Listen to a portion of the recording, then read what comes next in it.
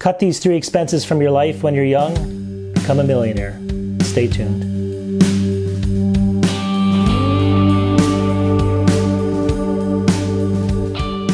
All right, if you guys know a lot about my channel, I do a lot about technology and things like that, but this one's gonna be more finance oriented. I also do finance videos. So can you really become a millionaire if you actually cut these little things out of your life? And you have to do them from an early enough age, but you can definitely do it. So I'm going to get into this. I'm going to show you how, and I'm going to show you real world math examples just to show you exactly that I'm not lying to you. You cut a couple little things out of your life, and obviously when you retire, you'll be a millionaire. Now, a lot of people will say, you know, that's a long time to save and things like that, which I'll get into in a second. But you can apply this to anything. I mean, it doesn't have to be these 3 things. It could be things that are comparable to this. It can be things that are going to be different, you know, same basic costs, but you may pick something else. Doesn't really matter. It's just the principle of what you're actually going to be cutting out, and these things are really easy to cut out too. All right, so one of the caveats to this whole thing, and just stay tuned until the end of the video, you'll see I'm going to give you kind of, like I said, a real world math example.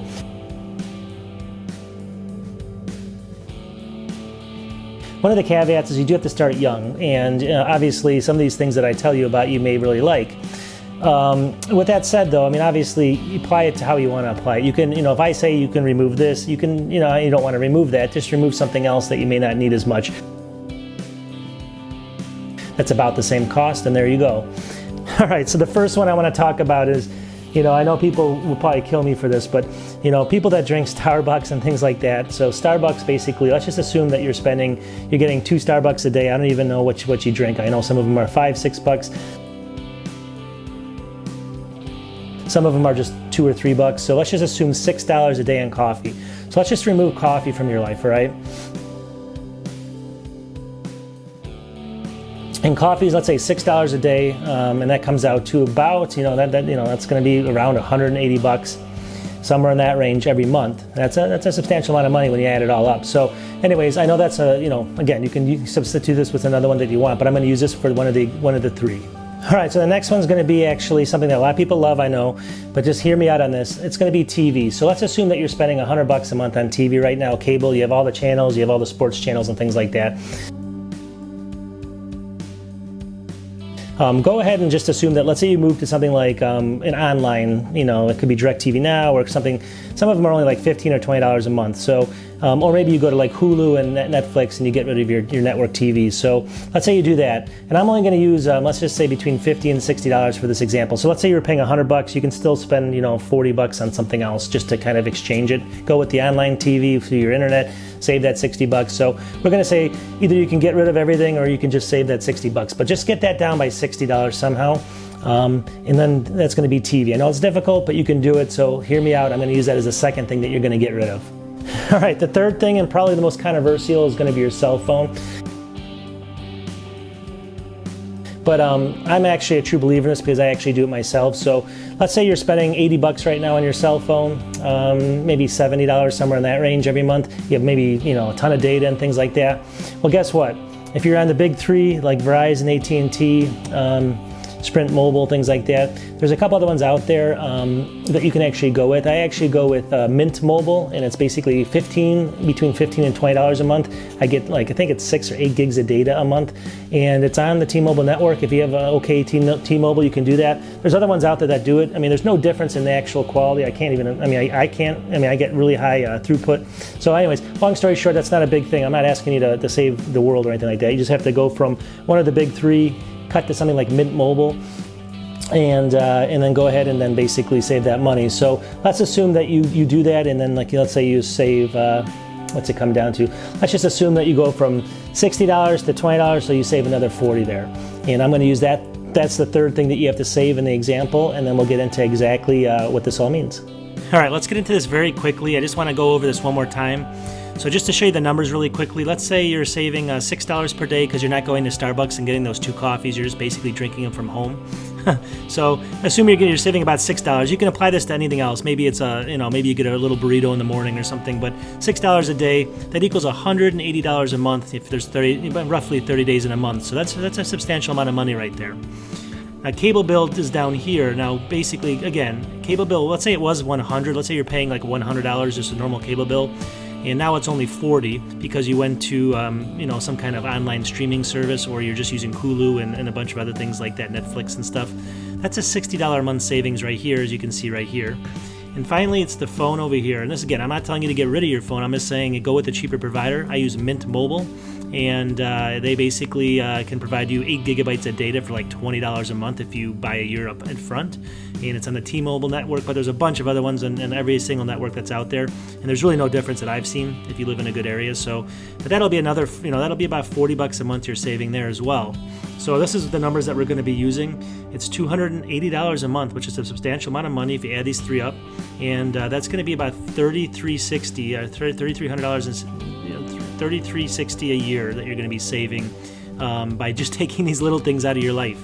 And none of them are really changing your life that much. Coffee you make at home, cable you still have cable, really you can watch TV, and the phone you still have a phone, almost exactly the same. So the next thing I want to show you then is I'm going to use a percentage of, you have to get 7% on your money. And I want to show you why people are going to say 7%, that's almost impossible. No, it's not. In fact, I'm actually going to be going on the low side here. Here's the S&P 500 index, which is basically obviously the stock market. I mean, it's one of the stock markets, but basically it follows the S&P, that certain stocks over the last, since its inception. And if you go down here, this is right on Google. You can look it up yourself. What is the average return for the S&P 500 right here on Google? The average annual return between inception and 2018 is approximately 10% a year. Think about that, 10%. I'm going to use, I think I'm going to use 7.5 for my example, so I'm well under this 10%. So, well, then you're going to ask yourself, well, yeah, but that takes some luck and stuff. No.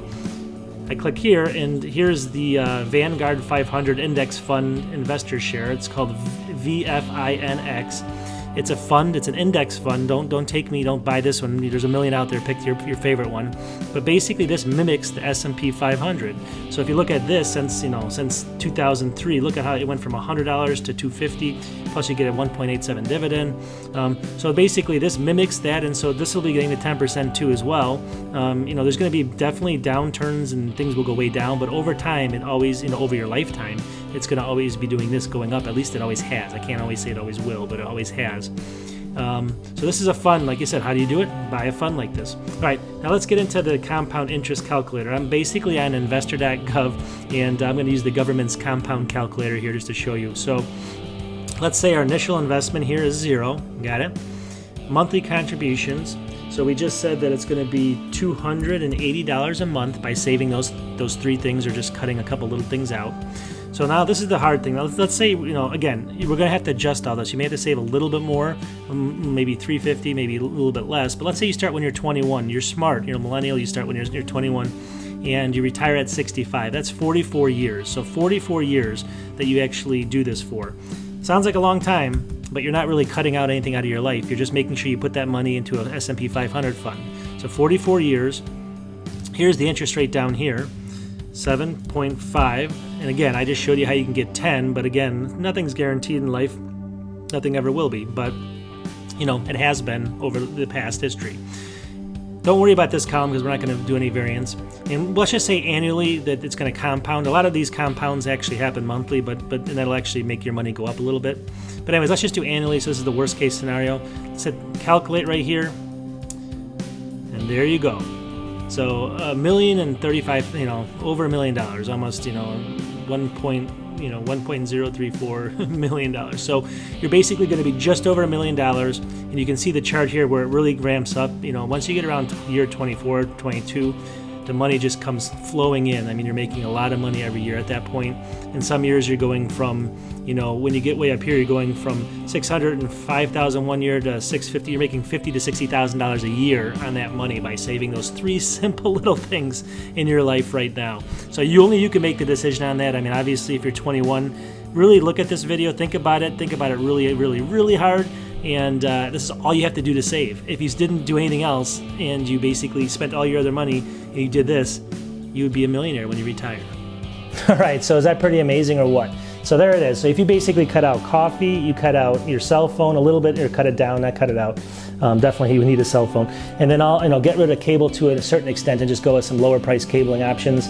And you start when you're young enough. Granted, you have to be young enough. When you're 65, you will be a millionaire.